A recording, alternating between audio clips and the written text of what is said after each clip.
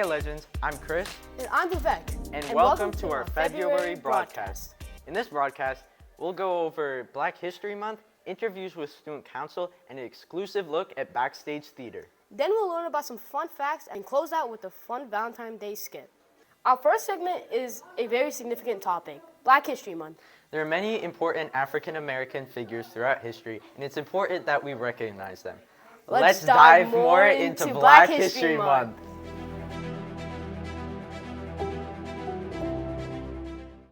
Hey Legends, February is Black History Month. Do you know why February is Black History Month? It's because Frederick Douglass was born in it. Who's Frederick Douglass? Frederick Douglass was a slave who escaped from a slave owner with his wife, Anna, and became one of the most well-known writers in America. He talked about his freedom and how he gained it. He also wrote many speeches. One of it was his 1852 July 4th speech, which debunked the hypocrisy of the nation. His speech mentioned the fact that America was built on freedom, yet most people were still not free. He also wrote in many abolitionist newspapers, one of them being the North Star. He was one of America's most outspoken and powerful voices against human bondage and slavery. He was one of Abraham Lincoln's main consultants, who was also part of the reason why Black History Month is in February. Frederick Douglass convinced Abraham Lincoln that slaves should be able to work in the Union, and as an outcome in the war, slavery should be abolished. Much like how Frederick Douglass was the voice of Black people in America, Phillis Wheatley was another well-known poet in the 18th century who uplifted women's suffrage and Black voices. She was brought to America through the slave trade in 1761.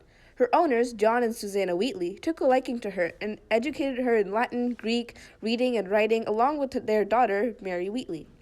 Most of the Wheatley family died 1774 through 1778, but before Susanna Wheatley died, she decided to free Phillis Wheatley from slavery and make her a free woman. Phillis Wheatley was the first published African American poet and the third published poet in the colonies. Although her poetry was well known, it was not well received at the time because of her race and her status as a freed woman. She wrote about her experiences as a slave and published many books and memoirs written in poetry. She was an important asset to the abolitionist movement and uplifted women and African American voices. She married a free man, John Peters, and they had around 3 children together. Unfortunately, none of these children survived beyond pregnancy, and the couple went through many financial difficulties in this time. Phillis Wheatley died in 1784 due to complications giving birth, but her poetry and her contribution to literacy, slavery, and the women's suffrage movement still remains. Through this month, remember that both Phillis Wheatley and Frederick Douglass had a huge impact to Black History Month and U.S. history. Whoa, I certainly learned a lot. Yeah, Black History Month is so exciting. Well, next up, we're going to learn about some of Lawler's leaders, Student Council. What is Student Council, and what do they do? Well, Chris, this next segment will answer your questions.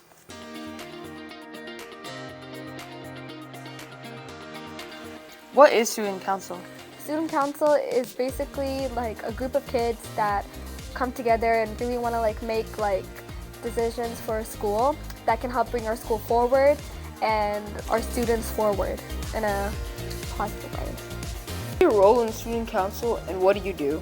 So my role, I am the Executive Vice President of Student Council. So what that means is that I help our president out with the voting process for, let's say, motions, as well as leading meetings and talking with our facilitator, Ms. Ragland, to know about what the agenda would be for the next meeting and then making the agenda as well.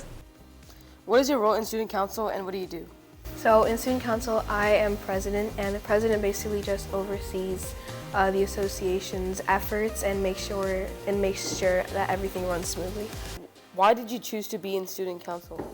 I chose to be on Student Council because I saw it as a great opportunity to be a part of our ever-changing community and promote a positive school experience for everyone. I chose to be in Student Council to contribute my ideas and help plan the events. How can someone get into Student Council next year? So I don't know for sure, but there will probably be an email or a global announcement on Canvas that will be sent out that would have a link to a Google form where you would have to fill it out and then submit it, and then from there it's up to Miss Braglin if she feels that your application is strong enough and she feels that you could make a difference in your school, then she'll select you. Those fun events we had were planned by student council. Yeah, I'm gonna be honest, they did a pretty good job. Now, we're going to go behind the scenes to look at the unsung heroes of theater, stage technicians. But how do they operate backstage? Let's find out.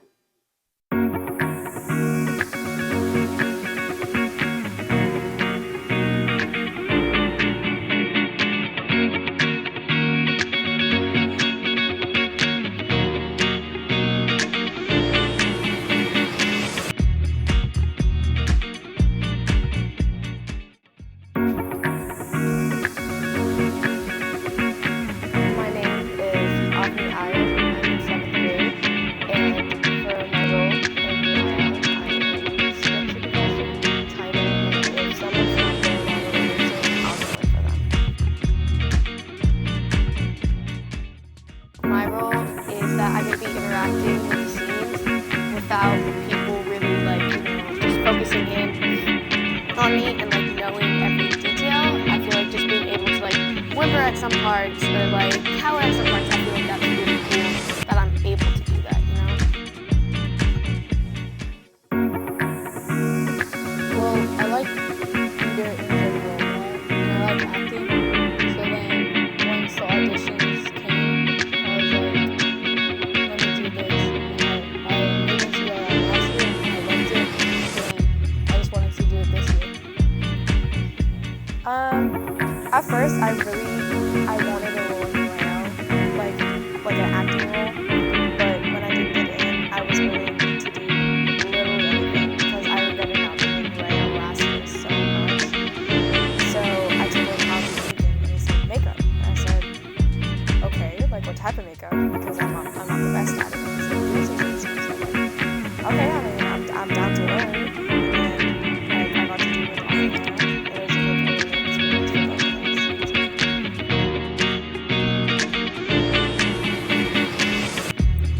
Probably not. I mean, I love being stage manager, but if I had a chance to be an actor on stage, if I had to, I'd probably want the role of Daimler because he has such an interesting character, and we really get to see a lot of his his inner thoughts and his thinking and his emotions. I think it's a really good character, and Penn plays it really well. So.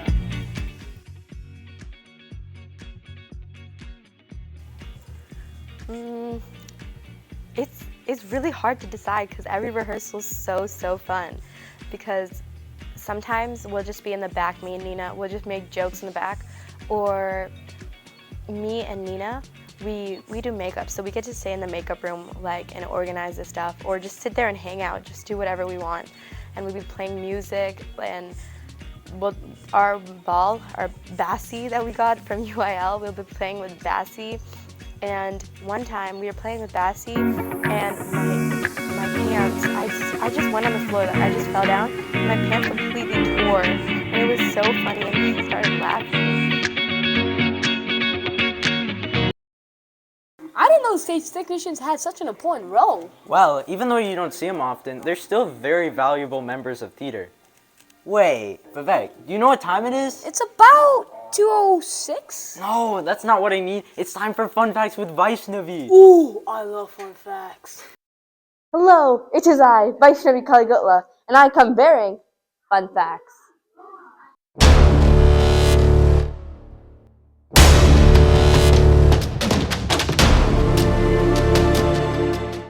Have you ever heard of the phrase mad as a hatter? Well, in the 18th and 19th century, hatters really went mad. A chemical used in the hat-making process included mercurous nitrate, which has mercury. Prolonged exposure to mercury causes mercury poisoning. Side effects of this include insomnia, headaches, and especially in 18th and 19th century workers, cognitive dysfunction. That's all for today, folks. See you next time.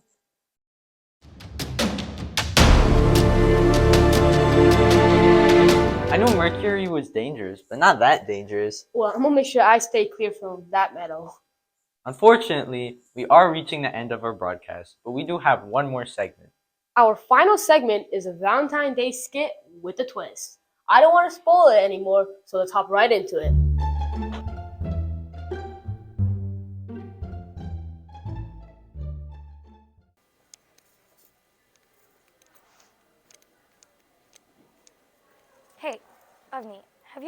love. Ew, love is disgusting. I know, right? Have you ever been in love? Well, I think love is disgusting too, and I wish there was a way to like just get rid of it. Exactly, like Valentine Anti-Love Day. That's not a thing, right? Another true thing. Did someone say Anti-Love Day? Oh, yeah, she did. What? No, I didn't. Yeah, she did. Okay, I don't care who said it. I'm just confirming that someone said it. Oh, okay. So, what do you need, random mysterious person? Ooh, what's that? Okay, I know you're being sarcastic, and this is actually a love repellent. So, what does this repellent do? Yeah, what does this repellent do? So this is how the love repellent works. You spray it on anyone that you don't want for you to like anymore, and they instantly don't like you. Okay, I know you're gonna be excited, but don't spray too much because then they'll like hate you. That's what's gonna happen. So, can we have it? What? It's mine now. Whoa, where did he go? I don't know. Hey, I know this is mine, but like, do we think it actually works? I mean, we can't just trust a mysterious person we just met, can we? Yeah, but I gotta try it on someone. Okay, not on me. I'm leaving. You're so dramatic.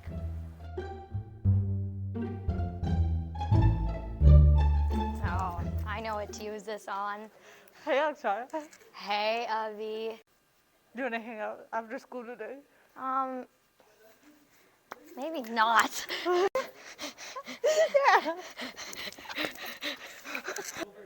Akshara, what are you doing? Yeah, who are you anyway? You don't know me? No. Am I supposed to?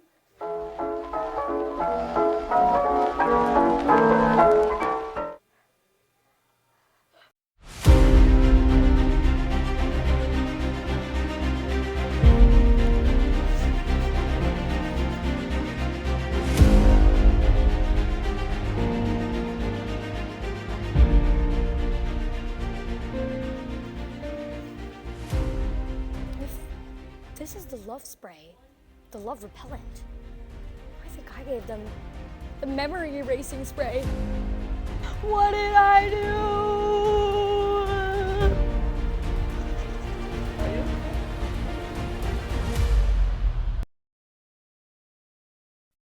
I was definitely not expecting that twist. Yeah, that skit was amazing. Unfortunately, though, the sun is setting on our February broadcast. But we hope you enjoyed it. This is Chris and Vivek from Night Watch signing off.